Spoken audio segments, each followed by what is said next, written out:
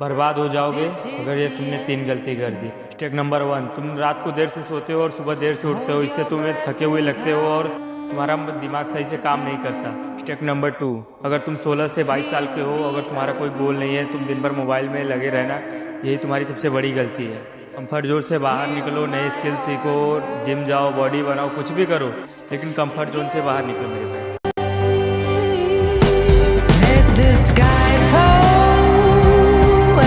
बर्बाद हो जाओगे अगर ये तुमने 3 गलती कर दी। स्टेप नंबर 1, तुम रात को देर से सोते हो और सुबह देर से उठते हो, इससे तुम्हें थके हुए लगते हो और तुम्हारा दिमाग सही से काम नहीं करता। स्टेप नंबर 2, अगर तुम 16 से 22 साल के हो, अगर तुम्हारा कोई गोल नहीं है, तुम दिन भर मोबाइल में लगे रहना, यही तुम्हारी सबसे बड़ी गलती है।